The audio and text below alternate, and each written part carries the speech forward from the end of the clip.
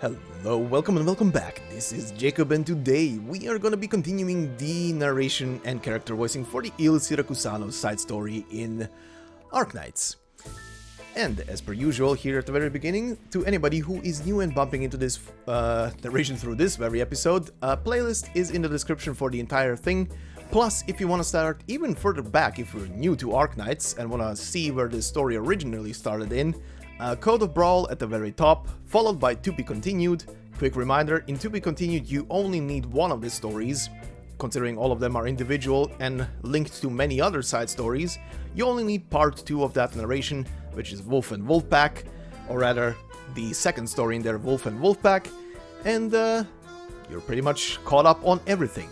Outside of that, if you just want to continue from this narration, like I said, playlist is right below all of that.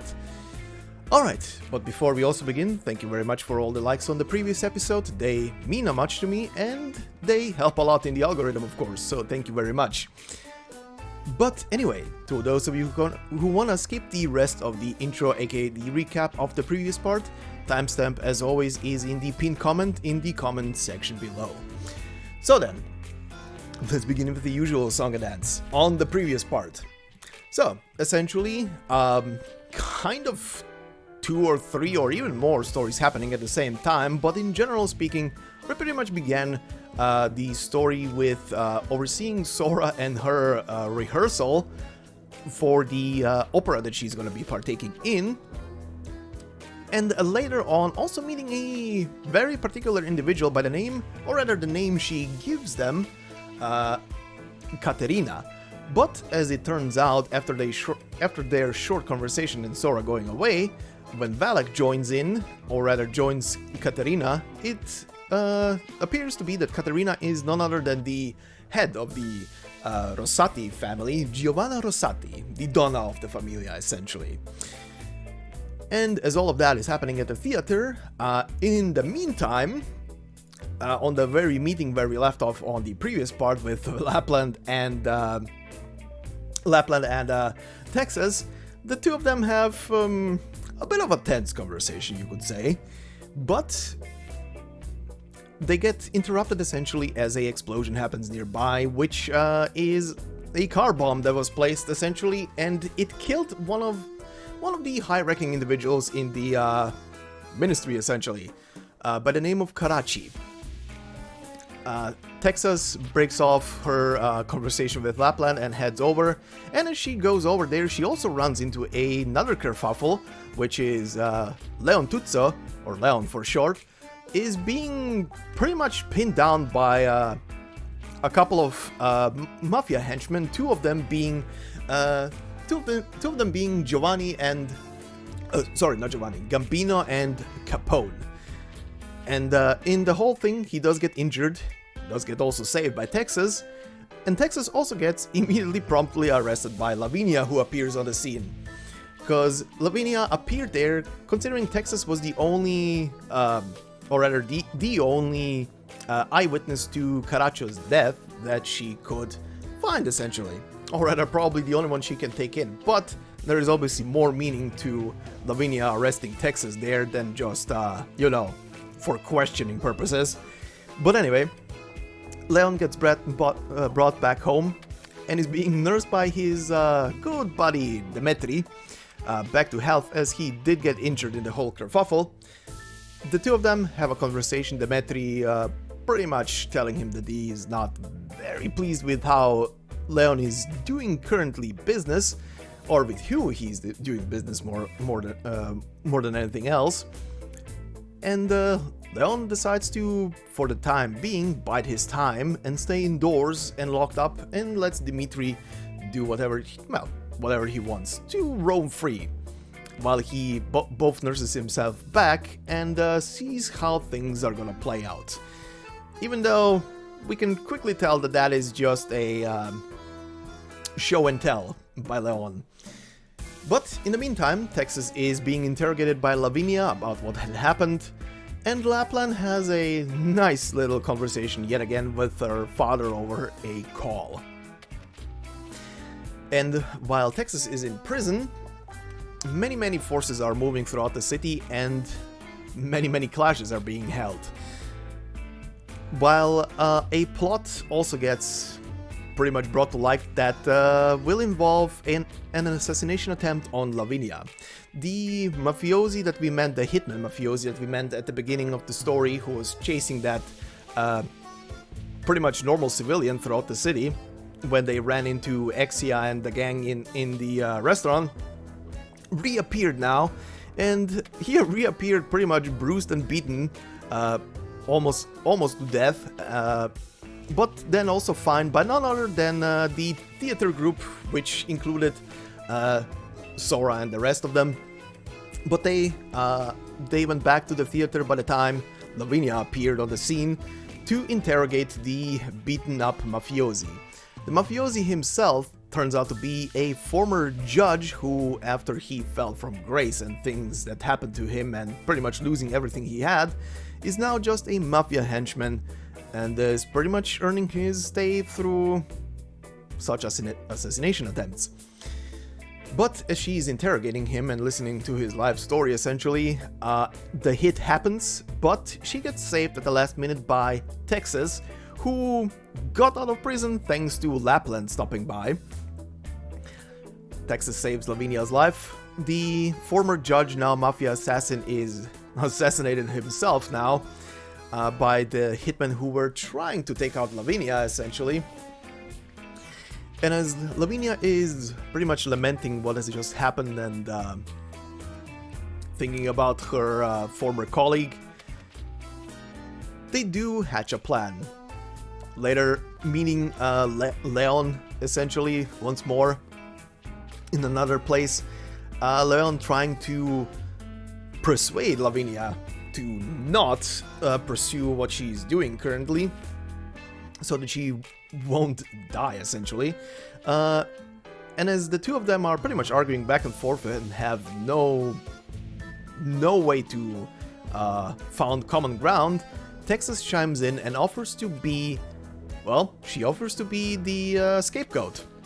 She offers to be the linchpin. That she is the one who assassinated Caraccio. And that is pretty much where we left off.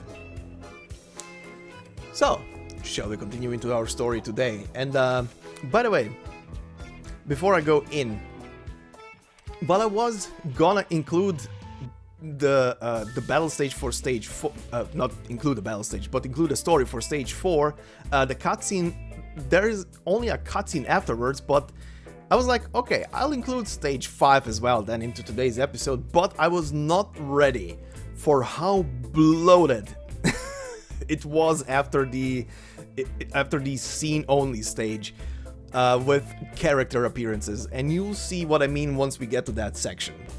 So let's begin. Right, so today we are gonna, like I said just now, continue from the Volcini courthouse stage and go down here to the Siracusa estate. The Siracusa estate is only a cutscene, while the Volcini courthouse obviously has a before and after scene. However, like I just said, we have a metric ton of characters. One character in particular has like 5 scenes individual that play out, but there's gonna be a lot. Including in today's stuff, we will also start including these little trinkets. So every single one, well, not every single one of them, but the majority of characters right now that have been unlocked in here have also their little trinket here now. Which means, today, right now, considering Lavinia will not have a single scene today in this section, we will begin very quickly with this one. The Bloodstained Codex. Lavinia's Codex. A smudge of another judge's blood can be found on its cover. The finger that brushed against its thorns bearing the same will as hers. The Codex acknowledged his wound. Alright, and we obviously continue as per usual now. So, stage 4. Crack of Thunder. There are 2 eternal truths under the sky. Order and violence. And this is obviously taking place at the Volcini courthouse, so very quickly, some civilians once watched a judge get pulled into a car and could only fearfully avert their eyes, not daring to peer behind the scenes. And also very quickly, because I'm not gonna go back here after we start watching the scenes over in the other section, we have a new enemy here, which is the Familia Intimidator. The Familia trained strongmen. Their imposing stature and bluff. Stature's a bluff of sorts. In actuality, Familia value their mastery of Siracusan language over raw violence. So yeah, he likes to shout more than he likes to punch. Alright then. So we're gonna continue here on the Scenes 4 stage. Pardon. Stage 4, almost went to the wrong one. Stage 4, Crack of Thunder. So let's begin.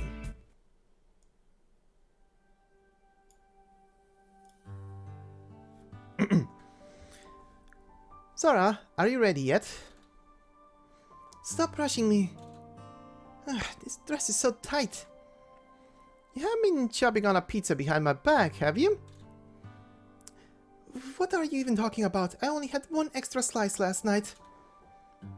Sora, suck it in. Alrighty, perfect. You're good. Done?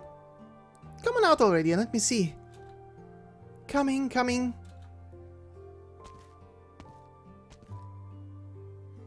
Beautiful. Whoa! You look amazing. You ain't saying that again. One pretty lady. If only Texas was here to see you too. Yeah. I knew you had it in you though, Sora. You made it on stage here in Siracusa mighty quick. But of course. This time, La Morte di Texas will be presented in multiple acts. We've already finished rehearsing the first one, and the opening night is the day after tomorrow. If everything goes well, maybe she'll be the one looking for me, rather than the other way around. That could happen. Let me think. Yeah, if it comes to that, I'm definitely gonna buy a pizza to slap her face around a bit. Slapping her face with a pizza around a bit? Sure. Whatever. Speaking of Texas, I've been talking up the Bellona family. I hear tell things have been awful rough for them lately. Hope that ain't getting in her way. By the way, I just want to add here, reading Croissant's lines in English with all the little things here that are, you know, it's a very heavy accent. Oh my god, it's killing my brain. Oh, it's killing my brain reading those. Anyway. He's gonna be perfectly fine. Oh god, here we go again. Most Vian do right now is keep the faith in her. We gotta rest up before Sora's debut too. I originally wanted to take a look around the city, but it feels like I've turned into Sora's bodyguard. Bite me. But hey, I've eaten my weight in the free food at the theater. Their pizza's not how bad. Things are probably only gonna get busier from here on out, so let's go for a walk. Okay. Hey, did you hear? You're talking about Tex, right? Huh? Right, Texas, sentenced.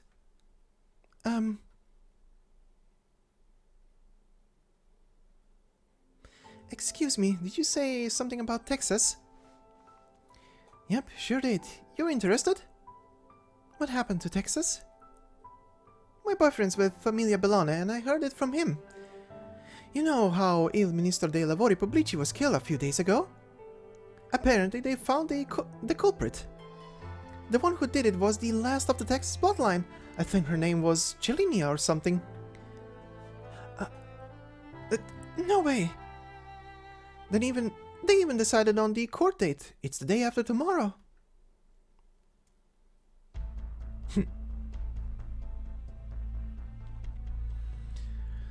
Signor Leontuzza, we agreed on this meeting, but you've already pushed it back several times. My sincerest apologies, Signor Valak, but I've had too much to deal with lately. I hear you've already withdrawn a lot of your men from several areas previously under contention with other familia. I'm worried about you. I'm glad to see that you're alive and well. It's nothing major, just cutting our losses. I'm quite fond of that prudent side of yours. Don't worry, Familia Rosati has no interest in kicking a man when he's down. There is one problem that I must reluctantly bring up. It has to be about Texas.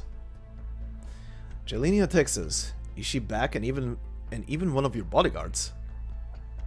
Is it really her? What if I say yes? We never knew she was alive this whole time. Back then, it was my father who saved her. I see. This was the old Don's handiwork. The construction of the new city was, from the very beginning, because of the fate Salvador shared with Siracusa. My father only hoped she could return to Siracusa to see the city. Such is Familia Belon. Despite knowing full well the significance of the Texas name to Familia Rosati, you still invited her to come back so graciously. Impressive, truly impressive. Well, I can only offer my admiration. Again with your jokes. Jokes? How is any of this a joke? The news that Signora Cellina is still alive means a great deal to us Rosatis. No matter how the Bellanas see it, we are in your debt. Our two familia will see this new city built, hand in hand. What debt is there to speak of? Very good, I love it. By the looks of things, Fratello, you've been waiting for me all this time. So tell me, what is it you want? Simple. For the Rosatis to stay out of this. Oh? You want us to stand aside and watch the last Texas go down? That's not going to fly with the boss. After the trial is over, she'll be held in custody and you'll still be able to see her. Just see her? She's our guest, but she could also be yours. Alright, it's a deal.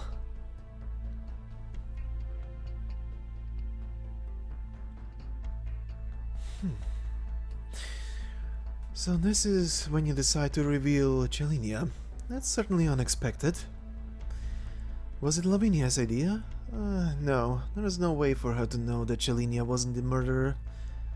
Knowing her, this isn't a decision she'd make. Could Leon have convinced her? Never mind. In any case, I didn't expect this card to get played. Dimitri? What are we doing now? Time to rub out Cellina. Do you have any idea how many heavies she put down during the chaos that broke out 7 years ago? But an ambush, explosives, or a good old-fashioned poisoning, we might have a way.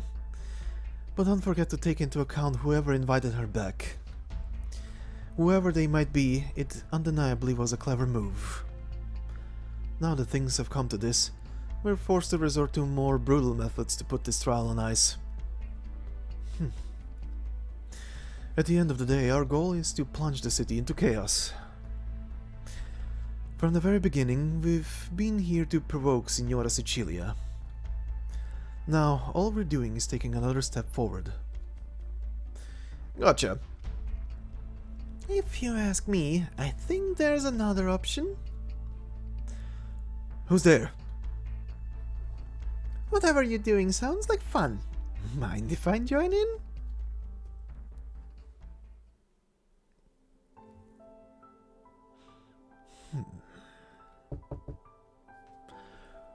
Come in. Director, did you hear the news about Texas? I did, just now. Do you have any clue what's going on behind the scenes? I got the news from Judge Lavinia's own announcement. Lavinia, the judge who helped me. She doesn't seem like the type to lie, but... Are you going to postpone your debut? Could you please help me come up with something? I at least want to see her first. And regardless of whether or not your debut can be pushed back, I want to know what happens when you do see her. Signorina Sora, I remember you said you came to Siracusa with 2 friends to look for her. You always believed in the woman you knew, that she was truly who you thought she was. But now you know her hidden past. You've been forced to learn that the woman you've been chasing might be an entirely different person. Say you go see her, what then?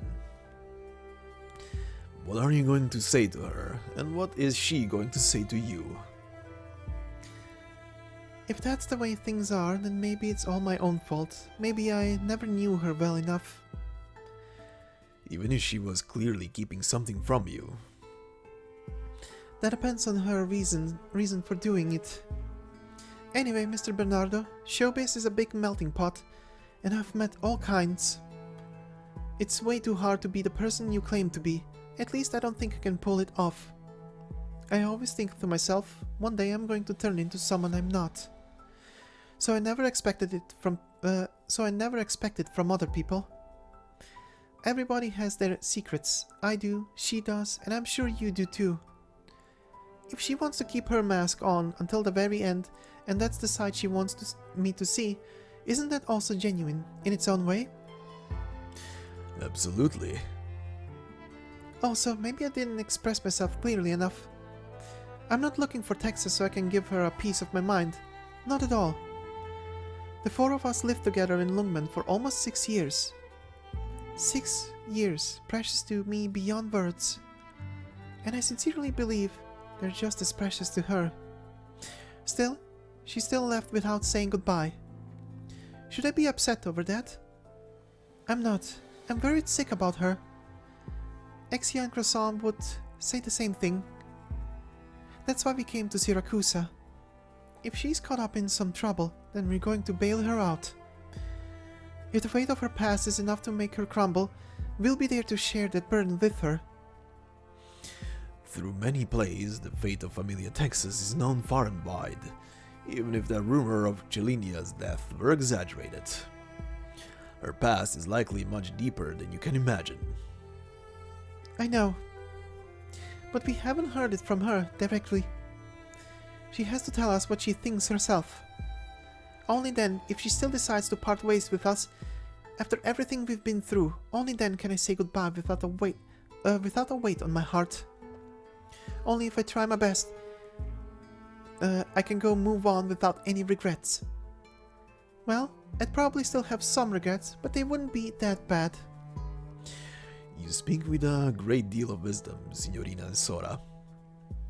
I'm just trying to come up with an excuse for my bravado, that's all. But I do feel much better after having talked to you about this. You're right though. If I went to see her right now, I don't think there's anything I'd be able to do for her. Actually, I was ready to agree to your request. After a trial, you will see her. I can promise you that. Really? But for the time being, you'll have to keep waiting. Thank you so much. I have to get ready first. Unfortunately, I won't be there to see you debut in person. Huh? You're not going to watch? That's right, I'm afraid I have something important to do that day. But don't worry, I've already prepared the best possible stage for you. Thank you. I better get going then. See you.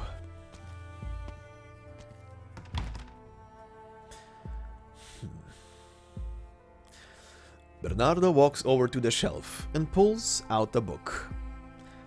A legal codex wrapped in thorns. He remains silent for a long time until finally he places a call. Demetri, tell her. Just say I agreed. With a boom, thunder surges outside the window. It seems to augur the heavy rain about to come.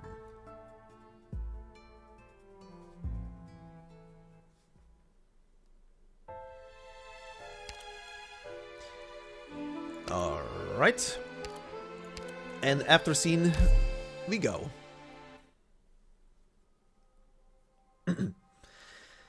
As far as she was concerned, she's always lived life the exact same way. But to other people, she was just like a Siracusan.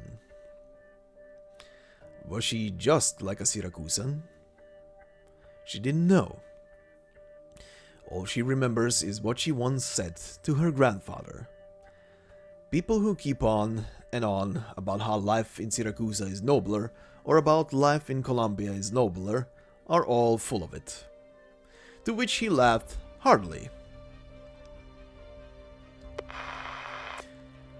On the radio, the high-profile case for Minister Karachi's assassination is about to be heard in court. But it seems that only a small number of invitees are being allowed inside the courtroom for security reasons. Everyone else is waiting around the Rione della Giustizia for the outcome of the trial, aka the District of Justice. The courthouse is encircled by guards, but nevertheless a large crowd has formed. It appears the death of Minister Karachi has touched the hearts of the citizenry. We will continue to report on the situation as it develops, so stay tuned. Sora, are you ready? You two can go, if you want, while I'm performing. That's alright, even if we even if we showed up, it's not like we'd be able to go in. Yeah, all we can do is sit tight and wait for the verdict. And you break a leg out there. Don't worry about me, I'm already in the right headspace. Sora, are you ready? Almost time for curtain. Be right there.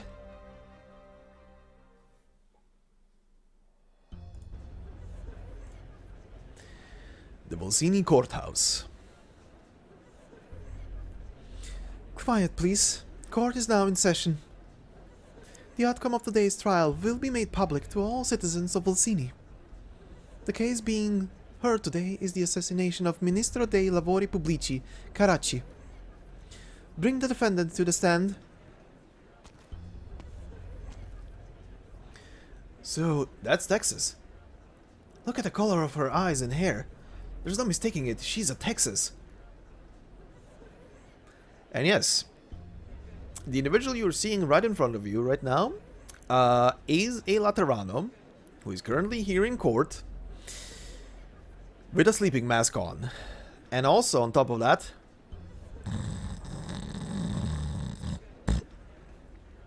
is snoring away. How is she still alive? She murdered Karachi? Silence!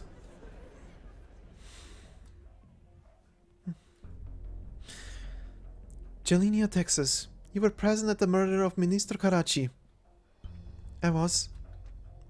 I planted a bomb and detonated it as Il Ministro dei Lavori Pubblici was walking by. She straight up admitted it? This is the last Texas? How the mighty have fallen. What was your motive? I had none. Who gave you the order? No one. In other words, you acted alone? Yes. Impossible. How'd you get your hands on a bomb? And when did you have the opportunity to plant it? Does that matter? Did you come to take revenge on Familia Texas? No. But... Your Honor, I've confessed to everything. I believe there is no need for those two mafiosi in the juror's box to be so rowdy.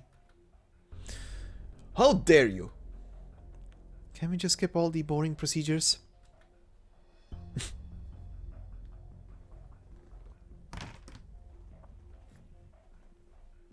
Huh? Leon, what are you still doing here? I thought you'd be at the courthouse. Is it really so surprising, Dmitri? Would you like a drink? Let's skip the morning booze. I'll prepare some refreshing fruit juice for you. Get me a whiskey, the strongest we have. And then answer my question. How'd you guess? Simple. The attack on me and the assassination of Karachi both prove that someone wants the Dodici Familia at each other's throats. And as Lavinia is a Bellana spokeswoman on the topic, she can't be allowed to find the murderer, or she would be able to bring the situation under control. Therefore, now that Lavinia has arrested Chelinia, the other side can't let the trial proceed. So, what has to happen to Lavinia? Fortunately, things didn't work out for you. You might not have realized it yet, but she's already influenced you a lot. A great deal. It's making you question your decisions more and more. And through her influence on you, she might come to believe that she's capable of something. I have to nip that flight of fancy in the bud. Funny how you talk all confident like. Actually, Leon, doing this brings me no joy or peace of mind. I didn't want to wait to the very end to tell you the outcome and force you to accept it. So it's just like you said, fortunately things didn't work out for me. But that didn't stop you. We can talk all the time in the world settling this score. Speaking of which, the safest option was to have Chelinia die mysteriously on the eve of the trial, but that didn't happen. Proving that the other side is afraid of her. After all, even if we set aside her being the last Texas, she's still a guest of the Dawn. In other words, the only ones willing to let this opportunity slip by are from this familia. Lo and behold, nobody made any attempts on Chelinia's life yesterday. What if the other side anticipated your trap and purposefully held off? If they're set on channeling Signora Sicilia's authority, you'd expect there to be a lot of commotion, so I did a lot of research into which familia have been the most active over the last couple days. And it turns out, you, Demetri, are behind all of this.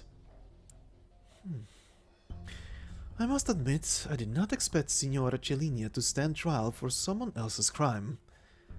I figured it wouldn't make a difference whether or not she was involved in our plan, but by the looks of things, I really should have thought that part through.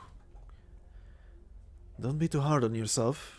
If she didn't come out and say she was fine bearing the stain of this crime, I wouldn't have thought of it either. So in that case, you should show her your gratitude. Of course I will. But before that, I have to ask, why, Demetri? Isn't it obvious? I'm the traitor in the familia. I'd be more willing to believe that everyone else is a traitor before you. If I can't trust you, then who? Leon, what do you think about this new nomadic city? Obviously, it's a new way of dividing up the spoils. Whoever has the last laugh will be the big winner. Sure, but I see it more as a testing ground for Signora Sicilia. Let the Dodici Familia fight amongst each other here in the name of building a new city. The new generation of cubs vent their repressed violence, while the older wolves turn their eyes to a new prize. Pretty great, huh? With Columbia's return to the fold, the stagnant cesspool that is Siracusa gets a new lease on life. No matter who wins in the end, it all works out for the woman at the top of Grey Hall, Signora Sicilia. Wait, you don't mean... You've done a great job these past few years. You suppressed the other familia and took control of Il Ministro dei Lavori Pubblici. If things keep going that way, the Bellanas will get that last laugh. But what will it accomplish? Our familia gets absolute control over the nomadic city, and after that, it's back to business as usual. And you want more than that. Or rather, he wants more than that. Since Greyhall was established, since the Dodici Familia were prohibited from warring against one another, who has ever really been content? We used to be hungry, unscrupulous wolves, and the struggles between our familia were bloody and endless. But now the newest generation of cubs is all nice and comfy in their shackles. They're used to coexisting with other familia. They find solutions to conflicts. They argue with each other in Greyhall over what you call dividing up the spoils. We never did any of that. No need to. So, he wants to overthrow the Grey Hall. But how? One individual has allowed the Familia to act independently, but she will never permit them to violate her ironclad law. There can't be any fighting in broad daylight. We were about to win, and only under these conditions could our sudden fall from power get the attention of the jealous Familia. Wolves fight, that's nature. They don't hold back at the smell of blood, no matter how domesticated they've become. They tear into each other, claws, fangs and all. That's how we get this particular individual to step out of Grey Hall. And we'll all be waiting for that one moment.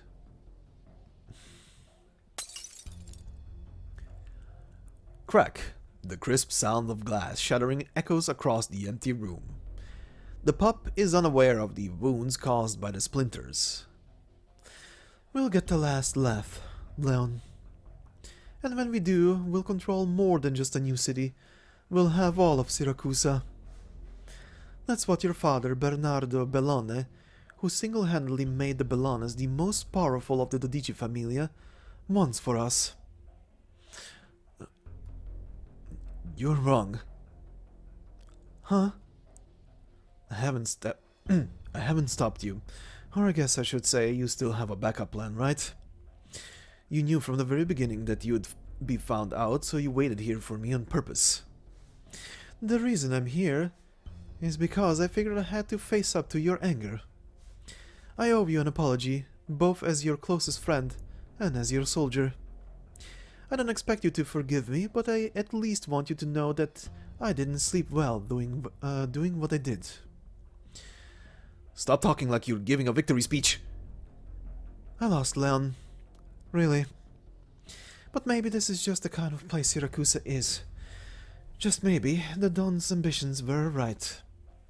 Just as I was about to admit defeat, she appeared. Who? A lunatic.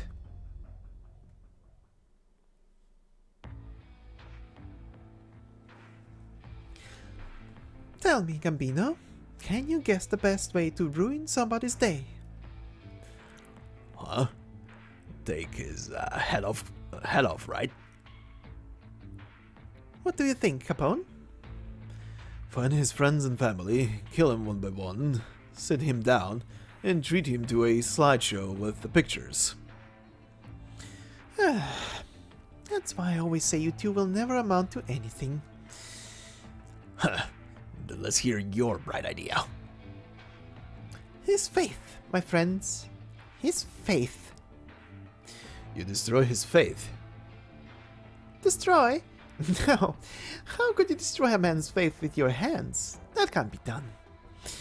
But you give him a gentle push and let him watch his faith fall right out of the sky. And then, whoosh! Crash! It shatters into a million little pieces. And how do you get a man to shatter his faith so easily? Oh, no. You misunderstand me. Faith is pure and clean, but life is filthy. So easily? A better question is, how could it be hard? So does this have something to do with us getting you that truck? I get it. You're gonna run over the judge to shake Texas up, right? Does she come across as the kind of woman who'd break down over one dead judge? What are you gonna do then? Flashing back? You're the Lapland who was exiled from Familia Saluzza. Why are you here in Volcini? Wait, how did you even get back into Siracusa? You know how the Bellones have a connection with Gelinia that nobody knows about? I got me a connection with the Saluzza name that make you rich. So you're here on their behalf? You could say that. By the way, I think you should probably put the weapons you have under the table. Lying here won't do you or your plans any good. Let's make a deal, Bellone Cub. You want the case dismissed, don't you? I can help with that. Is that what Alberto Saluzzo wants? I'm his daughter, and I know him better than anyone. Haven't you been dying to find out exactly what I'm doing back in Siracusa? It's simple. I need her to understand that Siracusa is a swamp. You don't get to just wade your way out. That goes for all of us.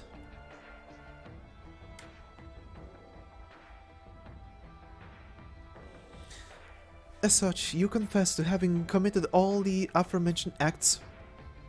I was. Very well. I hereby proclaim that Celinia, Texas is guilty of murdering Ministro Caracci, Ministro dei Lavori Pubblici. I pronounce you...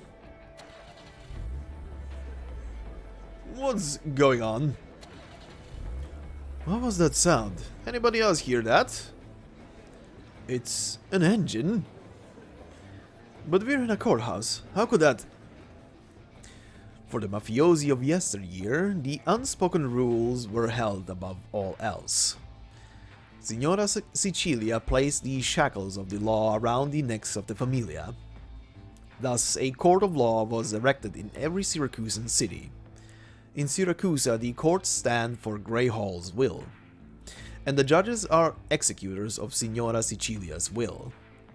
The judges inevitably find themselves controlled by the familia, sometimes even submitting to them. However, every judge knows there is one line that cannot be crossed. They must prevent fights between the Dodici familia. Just as the Dodici all know their every move is always under the watchful eye of Signora Sicilia. Thus, a delicate balance of power is established through the courts. But now...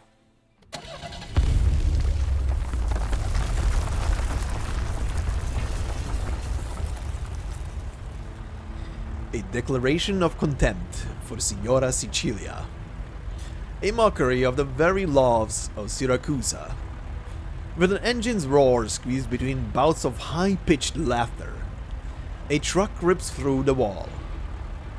And even after crashing its way inside, the engine does not stop. As if proclaiming to others, this is no mere accident, but rather by design.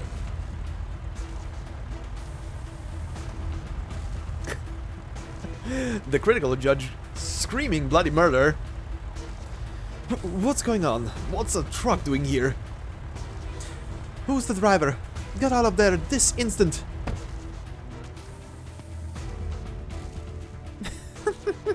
Not bad. Now that's the face I wanted to see. Who the hell are you? Ah yes. Buongiorno, signori e signori. Allow me to introduce myself. My name is Lapland Saluzzo. Saluzzo? I am also Caracci's true assassin.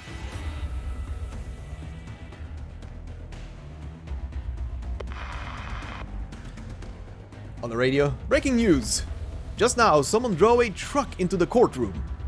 The woman who carried out this jaw-dropping deed just identified herself as Lapland Saluzzo, and she claims to be the one who really assassinated Caracci. At present, Judge Lavinia has suspended the trial and detained this individual. We will continue to track the latest developments, so don't go anywhere. Hey, look, it's Ben. Benthodicinius. Anyway. When people no longer recognize the stench of blood as blood, it becomes a natural part of society. Let this be a poignant wake-up call. In a city where even the sewers are choked with conspiracy and spilled blood, such fascinating developments can still take place. O wolf with a yearning for the wilderness, you never fail to surprise. But will you break free of your shackles? That I do wish to see.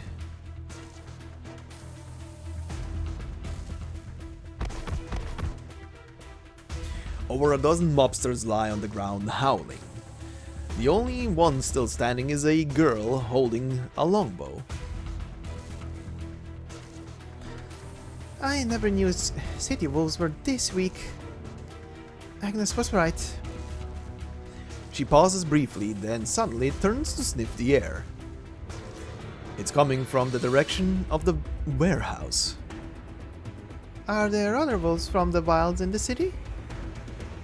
No, this one is not the scent of the wilderness. But it's very close to it.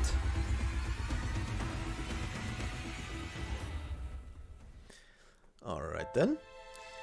And now, before we continue into the next scene, we have a quick intermission here with our next character that appears.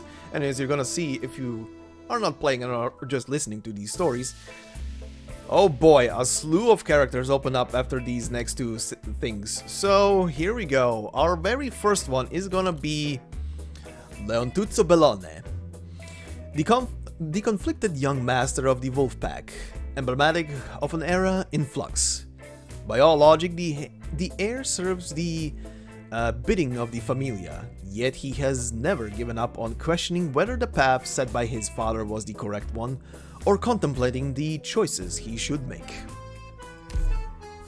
So then, just woke up. Alright then, because we start off here at the Chitanoa main street with his thing, and first and foremost, I do not know if the story, when you completely finish it, will allow you to read both of these developments, but for now you were basically able to choose either to watch a scene play out at the Chitanoa main street or the Volcini Grand Hotel.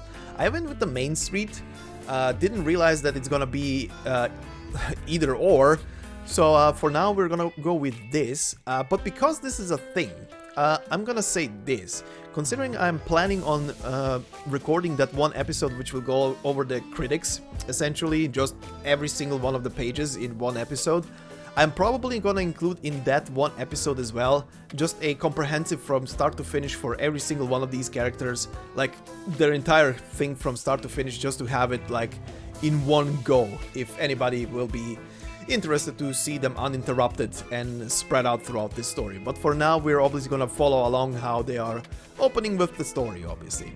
So anyway, we're gonna begin at the Chitanoa main street, and it says here, looks like my mission from the Familia is to get that government official there in line. So if you go with the main street option, a man is walking briskly along the road, and behind him follows a youth dressed in black. Among the crowd, they subtly fall into sync. Signor Ministro, I wanted to talk about your thing. I'm thinking it's something you'd wanna take care of quickly. Wouldn't want it plastered all over tomorrow's tabloids. In a few days, it might even get adapted into a burlesco. To which he doesn't reply, just remains silent. I really don't want to lean on the old ways here. All I need is an agreement that you'll return the favor when the time is right.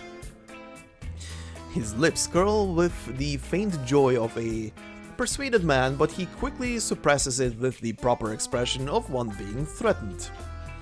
I have no idea what you're talking about. Please don't bother me again, especially not in public. His next scene is over at the Bellone estate, and it says here, things aren't going well. I'll head back to the estate for now. Very short scene. Leontuzzo pushes open the door of the study. There are already mafiosi inside waiting for his response. The job didn't go well.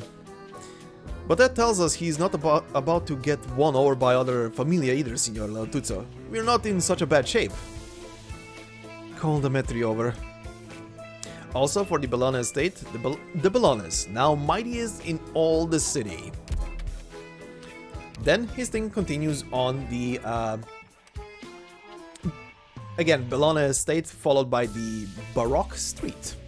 And it says here, the Metri seems to have something to say. Want an apple? He's a stubborn paper pusher. If he's not ready to get with the times, we'll just have to go with the tried and true methods. Want me to come along? I guess. Sounds like you want an excuse to get a little workout, huh? Demetri, standing next to him, raises his eyebrows. Oh, I was almost expecting you to say something about principles. I had some things on my mind after all. Like what? He felt like he deserved more from us. Still, I want to find the path of least resistance. Let's go. And the other scene on the Baroque street. We're here. Alright, let me handle this. Okay, he's on board. He'll see you tomorrow. You didn't have to do anything. The guy was sobbing and cradling his little pet. Besides, I wouldn't feel bad taking a shower in somebody else's house. Must have been a real shock for him to find out halfway through his meal that all his guards have been replaced, top to bottom. I doubt anyone would care if the guy sitting across the table had blood on him at that point. What a damned shame though, he took pretty good care of that pet. Since he's working with us now, we'll have to find him another one. He's gonna love it. Alright, very Mafia-like. And for the Baroque street it says, the old streets of Volcini are either packed with fighting familia or completely empty. And before we switch our character, we obviously have his little thingy here, and for him it's the Familia short sword. A short sword that bears a testament to his status as a mafioso. A gift from father to son representing the acknowledgement and expectations of the man who was both his father and Don of the Familia. Alright, and then we will continue here to the Saluzzo estate.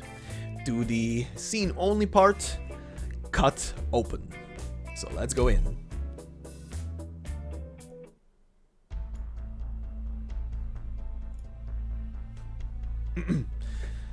No one told me about this. Me neither. Did she act on her own? Don't worry about it. I chose to let her do it. Don Alberto, but why? A gold coin can mean very different things in different circumstances. The Bolognas will not have their way. What's a little smirch on our reputation if it means we cut another piece of flesh of Bernardo? Understood. What should we do now? Prepare my car. I'm going to see my dollar. Yes, Don Alberto. By the way, where is Dan Brown now? Dan Brown? I think he's working at a car wash. Who knows, might even be writing a book. Give me the address. Are you calling him back? I never permitted him to leave the Familia. Understood. And prepare a banquet. For? A feast for the heir to Familia Bologna.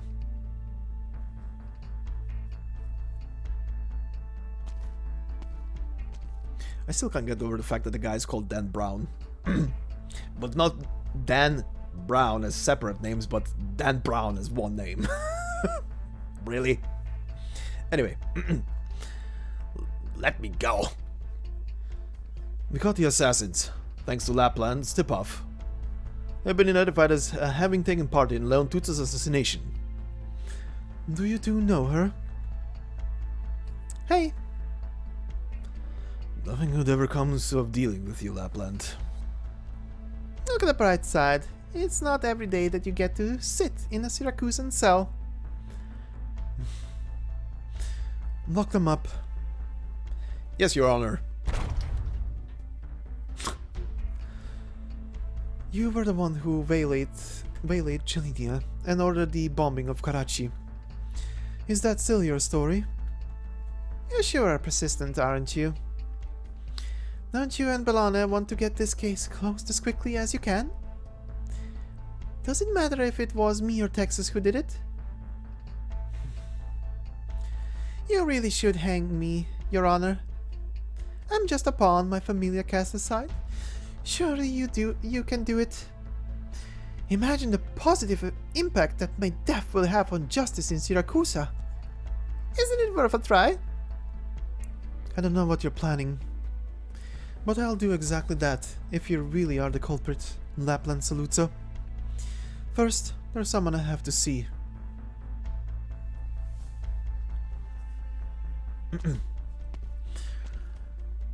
Welcome back, Don Bernardo. Take a break. You've been working hard. Yes, Don Bernardo.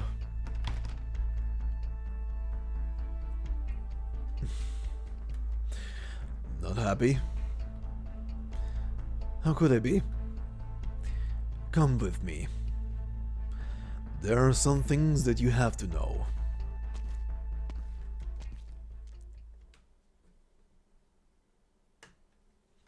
Why did you bring me here? My lord.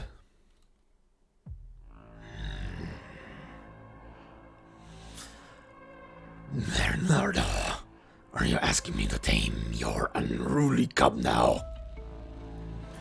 He just needs to understand something. What are you? I am Il Signore del Lupi Cub. Don Tuzzo feels a daze at the word Signore dei Lupi. Fragments of knowledge and memory rush into his mind and take shape.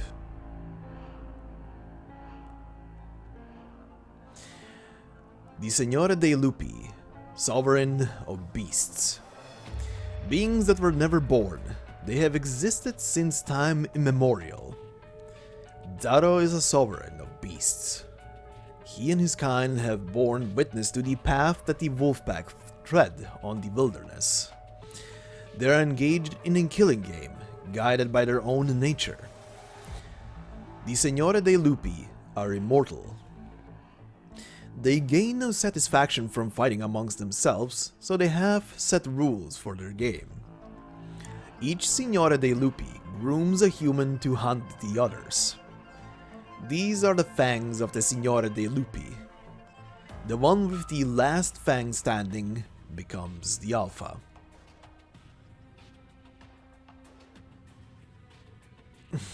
Signore dei Lupi, the hunt fangs. Could it be? Your father has been an excellent fang.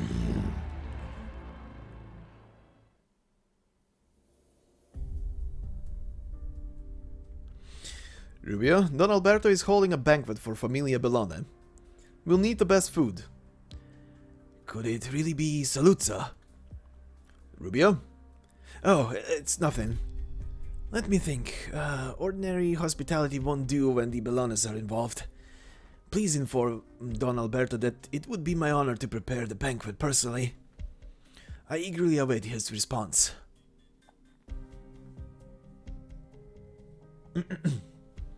In Colombia, a show of kindness by a mafioso often results in the subject becoming a chip in a bargain. The more one cares, the higher the cost. In Siracusa, the subject may take their last break on a dark, rainy street. A breath, not break. The more one cares, the greater the pain. One must become cold and heartless. Texas knows that well and detests it. I'm sorry. No need to apologize to me. You can leave after some paperwork if you want. Procedurally, you're no longer a suspect. I'm not worried. It's quieter here in jail. Haven't you given up yet? Do you really think your old friend did it? It's her style, but I don't see the motive. Then it's not time to give up. Signorina Lavinia, Familia Rosati sends word that Signor Valak would like to speak with Signorina Celinia. Well, no rest for the wicked then. Lavinia realizes that Texas put something in her pocket as she passed by. She reaches into it and finds a note. There is a phone number and a short message scribbled in a corner. Penguin Logistics delivers. Rain or shine.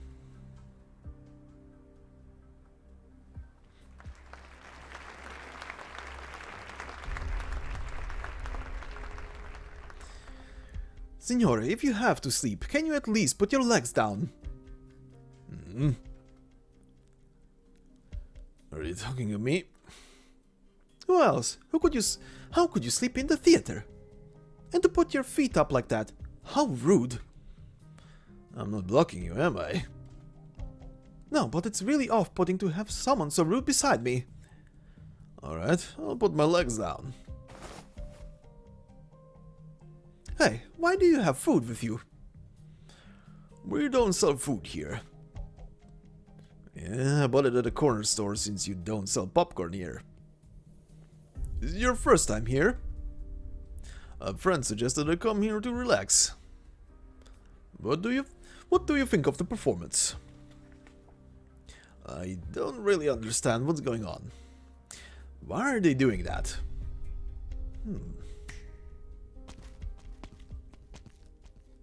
Escort this gentleman out. He's not welcome here. Hey, I bought a ticket. Give him a refund. Right away. Come with us, senor. And get the hell out. Say, I saw him when the show started. I thought he was some rich boy out to experience society. Turns out it was a poor Katsu who knows nothing about opera. Did you like what they were doing on stage? Of course, the actors looked nice. And the songs were beautiful. Is that what they call art? Stick to the bars, pleb. Ah yeah, here's your ticket money. Don't you dare say we took it.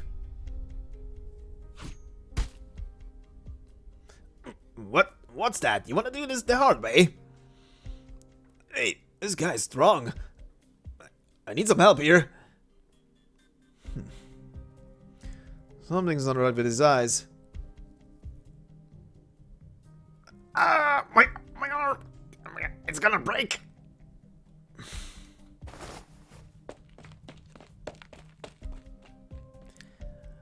Hold it right there. Just let it go, don't waste your time with a Katsu like that. Come on, let's get you bandaged up.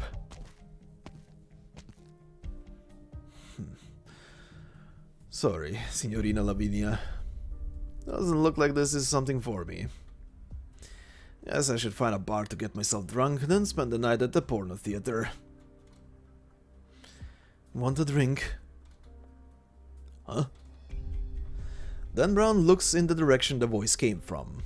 He sees a man leaning by the side of the alley, shaking a bottle in his hand.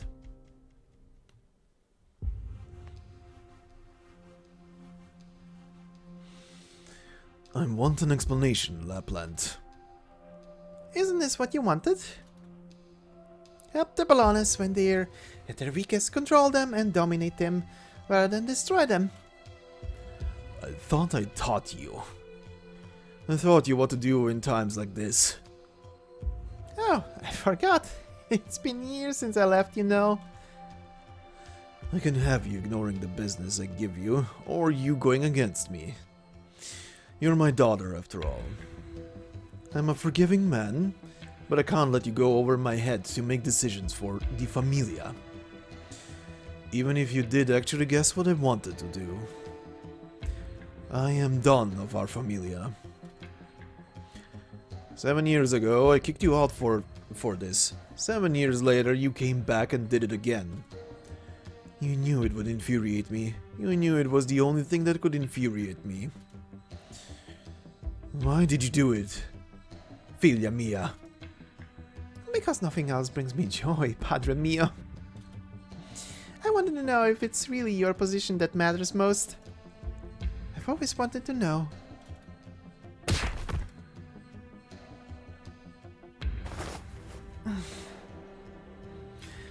Lapland raises herself from the ground with great effort.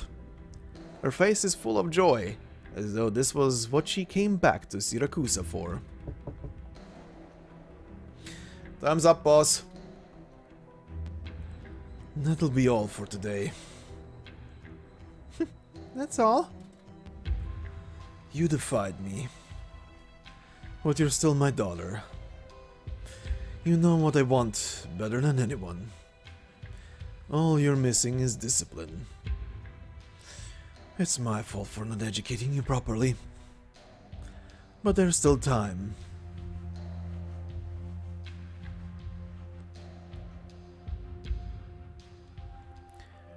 So, all of the Signore dei Lupi live amongst us? No, he's the only one who involves himself in human society. The rest of them stay out of the wilderness. Out in the wilderness. Why? He believes that the authority over man is a form of power, and he wants to use it to triumph over the other Signori dei Lupi.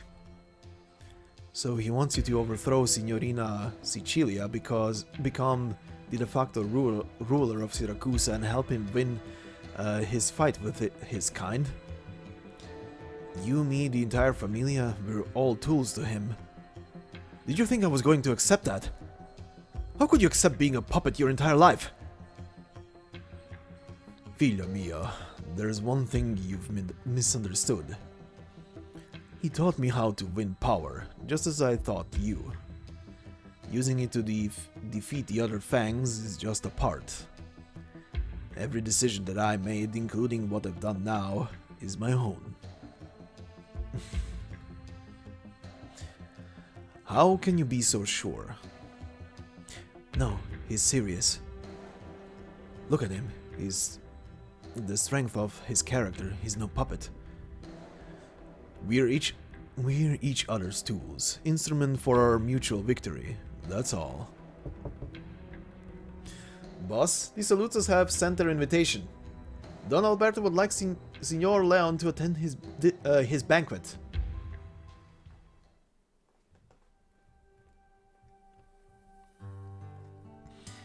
I've lost count of how many times you sighed today, Sora. Can't be helped considering what happened at the trial. How about we raid the prison? You lost your darn mind? At least we'd get to see her. I wouldn't recommend it. What are you doing here, Miss Katerina? It's my line, Sora. Why are you out here? It's dangerous.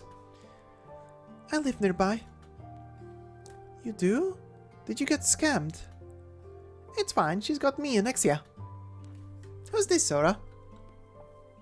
Oh, I met Katerina a few days ago over at the theater. Well, I guess it's fine if you have friends you can count on. What about you? Oh, don't worry about me. A noisy place like this is conducive to my creative work. Creative work? Say, the playwright behind behind La Morte di Texas is named Katerina too. Could you be... Uh-huh. Wow, no wonder you knew so much about the Texas family. I read that one. Even I could tell it's one humdinger of a script. Could I get your autograph? Sure, that's... not that it's worth anything right now. La Morte di Texas is gonna be a blockbuster. You can bet on that. Thanks. Back to what you just said. You look like you can take care of yourselves, and I wouldn't put it past you to actually get it done. If it was only any other Siracusan prison. But things aren't so easy here in Volcini, with Lavinia around. The eyes of all the familia are on the place. You don't know what trouble you might stir up if you act rashly. Huh. We were just kidding around. You didn't look like you were. May I ask a question? Okay. Do you know Chelinia well?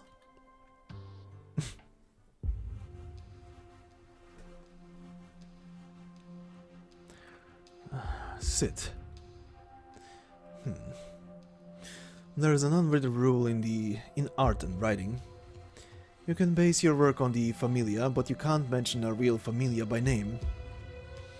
I've heard that. But somebody put La Morte di Texas out there. The first work to use the name of a real familia. And that means the familia aren't trying to stay in the shadows anymore. They're out to take center stage. All thanks to the Colombians. A lot's changed since the Colombians got mixed up in the Siracusan art scene. Unscrupulous artists, or rather craftsmen, pumped out work that's starting to stink.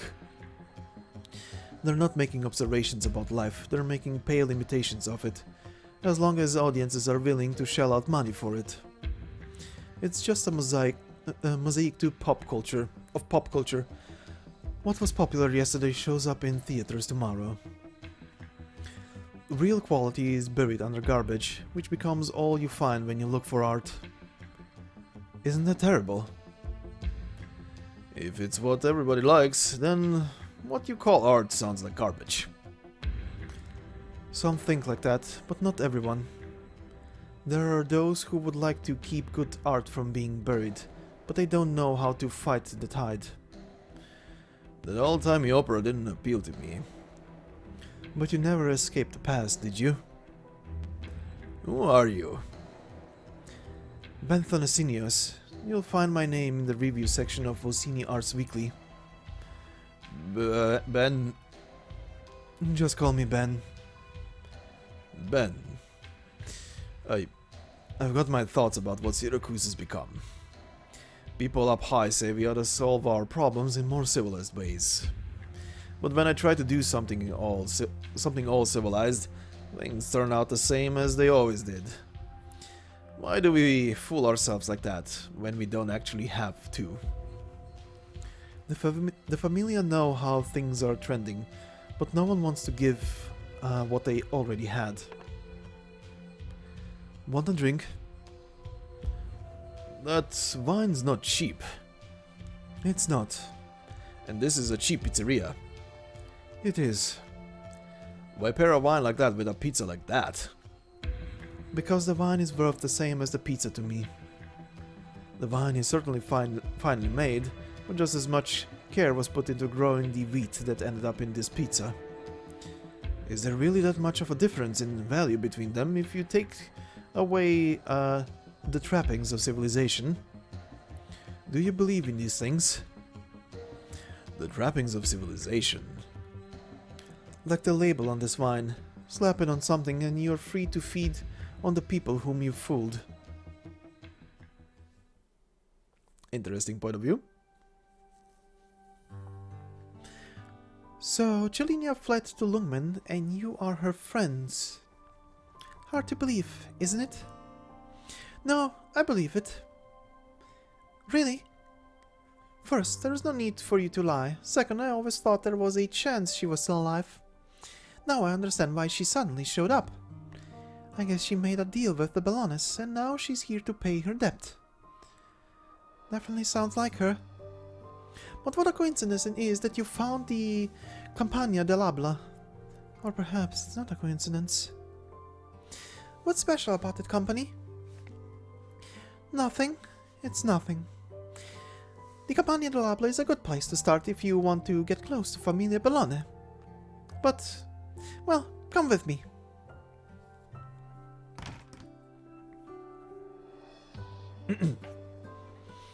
What's this place? It's my home. Wow, books and papers everywhere. Sorry about that. I didn't have time to clean up. Take this, Sora. A key?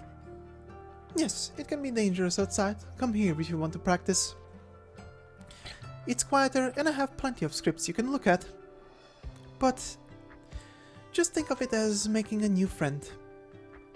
Alright. Sora making friends in high places. Anyway, this will be technically the end of today's narration for when it comes to the story itself, but it's time to go over the boatload of characters. Alright, so our next target of interest is gonna be Demetri Certaldo, I think, or Certaldo? What was it again? I completely forgot. Whatever. Demetri. A sharp dagger, a bottle of rich red wine, and a lingering sorrow. Everything he did was to see the Bellones become the masters of Siracusa, and he staunchly believed that the Dawn would lead them there.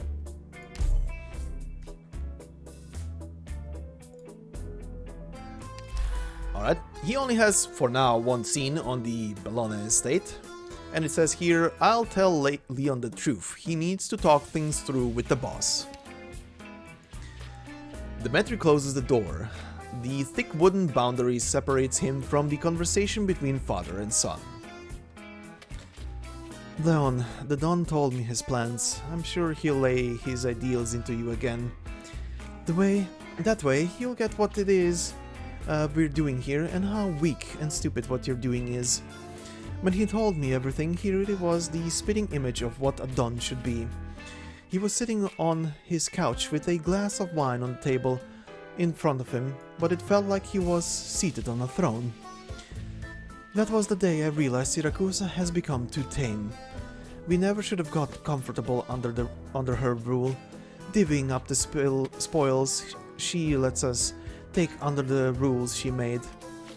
The familia out to bite, tear, fight, and steal for the largest slab of meat and carve it up as they see fit. That's what the Don taught me. Alright, and he has obviously an item here, which is the Bygone Gift. A razor-sharp dagger. Its owner took this blade into possession, yet at the same time warned his fellow mafiosi not to take revenge on Leontuzzo Bellone in private. So, that's our first character. Our second character is gonna be Lapland, and she has several scenes. So, Lapland Saluzzo, the Wastes. The Wastes, seeking to break free from it all, an empty husk filled to the brim. The banished lone wolf who returned to the rainy city. In her eyes, Siracusa is a swamp, and she observes the fates of those who wish to escape it with bated breath. So, she has a lot of scenes. So let's begin. Our first one, the moment I get back home, I'm already being given work. And it takes place at the Saluzzo estate. Go, don't disappoint me. Arrivederci, padre mio.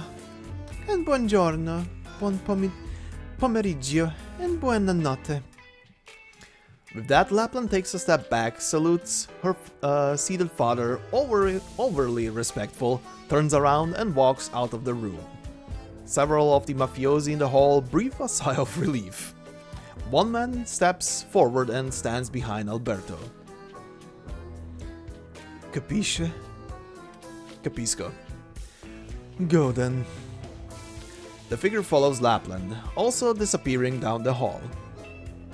Let me tell you again why I'm here. I've got a debt to collect for a certain someone. You paid off the principal. Now comes the interest. The dull thud of bodies falling to the ground echoes through the room. She killed our contact? He's in no hurry to head back to report his mistake. Caution told him to stay in position and continue observing, and he dared not approach to inspect the body until long after Lapland left. But he quickly realizes another problem. The body is still alive, and opens his eyes. You really look like the bait. You really took the bait after all. Alberto sent somebody to keep tabs on me, huh? Lapland picks up the weapon at her feet and squints at the man in front of her. Say, what's your favorite dessert? Who is that? Signorina Lapland? That's right, there's no mistaking her. The car wash worker puts down the bottle of wine in his hand and looks at the shadow of his knife beneath the moonlight. Fun. He passes out between the bottles. Good night, sweet prince. Alright, the next scene is in a back alley. Oh, sorry. The back alley was the battle stage, I keep forgetting.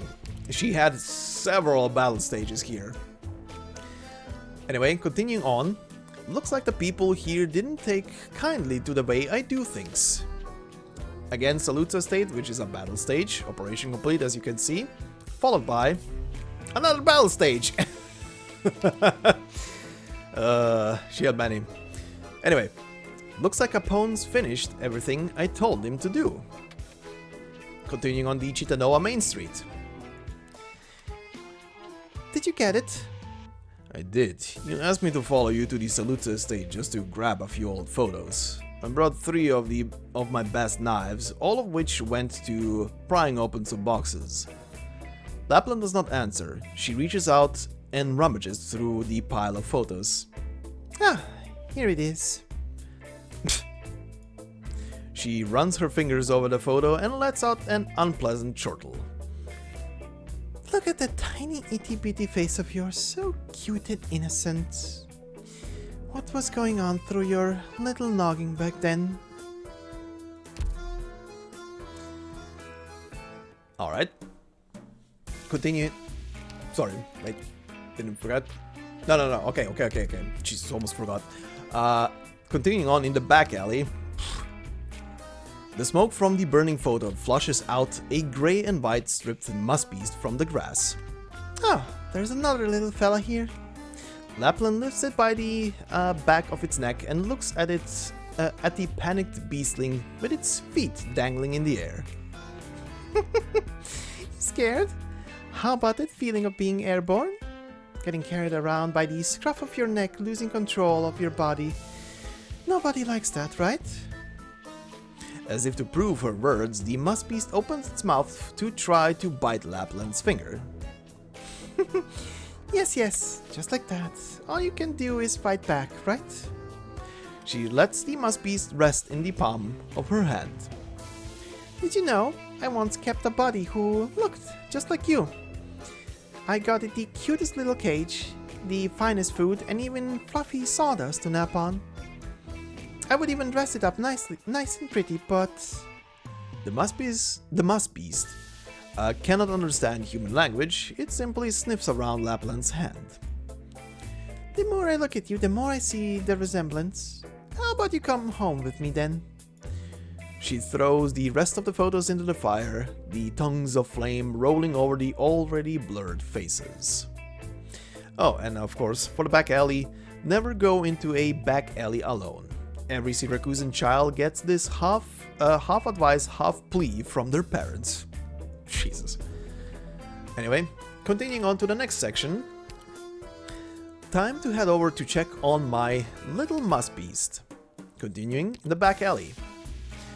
The place can hardly be called a hideout. It's nothing but a random shack where Lapland occasionally meets Capone and Gambino. Today, she comes by only to give the musbeast food and water. But she doesn't even need to open the door to know what's going on inside. A strong burning odor rushes into her nostrils. Only the door remains in its original form. Somebody's coming. Let's get out of here. She kicks open the door. The inside is choked with thick smoke, and the musbeast cage that had been set on the middle of the table is turned over. She takes a look around and sees that everything of any utility has been chopped up and set alight. A very familiar way of doing things. She soon walks out, weapons in hand. Continuing again in the back alley with the battle stage, and for now finishing off in the shady park. Now, isn't that something? Everything else burned away, but you're still here. She sees an old photograph in her hand. Now, here's the thing. Here you could select between 2 options. One was, I think, to leave the photo alone for now, or to caress the photo. And as you can see, I went with caress the photo, and that's why I said earlier that if by the end of when everything is finished, they actually allow you to see everything. That's why I'm considering recording every single one of these in like one go for a final bonus episode, essentially. Because there's a second option here, and I'm kind of curious what it does, or rather what it says. But anyway, continuing. In it is a silver-haired girl. So, caress the photograph. In it is a silver-haired girl about 10 years of age, dressed meticulously in Saluzzo attire, a serious and stoic expression chiseled into her face. The girl's eyes are not looking at the camera, but rather at its side. Carissimo padre mio. Carissimo... Right, Carissimo has Carissimo has two different meanings, essentially, from what I found. One is very expensive or very dear. Obviously, here it would probably be very dear, I'm guessing. But anyway, she presses the photo to her chest, whispering to herself as if in a dream. Ever since I was little, as the heir to Familia Saluzzo, I was taught how to behave, how to speak, and how to talk to the wise guys to command more authority. At that time, I didn't realize you were more than just my father. You were Don Saluzzo. I thought I would be free if I rebelled against you, but I came to realize you were also controlled by the Familia. Spacciante. Controlled? You wouldn't see it that way. Spiacciante. Impatient.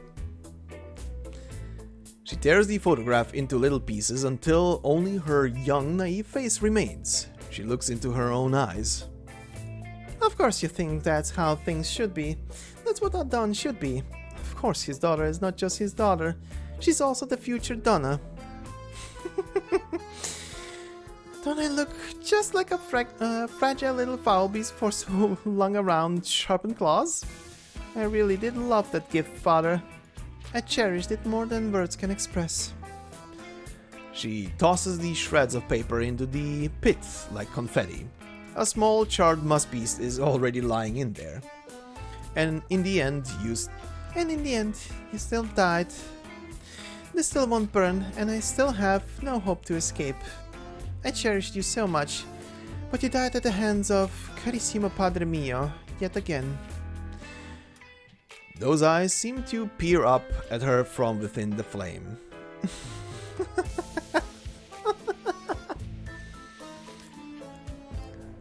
And that is where we're gonna end today. And by the way, this line confused me at the beginning where she said, yeah, and yet you still died. She means the little musk beast. I was like, wait, her father? What? Is this spoiling something? No, she means the little musk beast. But anyway, one final thing here would be obviously the old photograph. An old photo. The little girl in it is dressed impeccably in formal attire. Her somewhat naive eyes look not at the camera, but at the person standing beside it. Were it not for the striking similarities, no one would believe that this is an old photo of Lapland. Alrighty. And that will be it for today's episode. Not as long as the last one, but next time we're gonna be doing the usual once again and including the next two battle stages, obviously. If it doesn't get swarmed yet again by a ton of side stuff. But anyway, thank you all for listening. I hope you enjoyed this episode as well. If you did, please consider leaving a like, and if you're new to the channel, consider subscribing. There is lots more on the channel done in this way. If you fancy it and want to go back to listen to some old stories or stories you haven't heard yet in full, there's quite a lot, and the collection is just gonna keep expanding. In other places, if you might want to consider, I do almost stream every day over on Twitch. Currently, as of this recording, going through God of War Ragnarok before Final Fantasy 16 is out next month. So that beard is having an adventure yet again. And yeah, if you would, I would appreciate it. And thank you very much. But yeah, anyway, as always, I hope you have a fantastic day wherever you are, and I will see you in the next part. Until then, bye bye.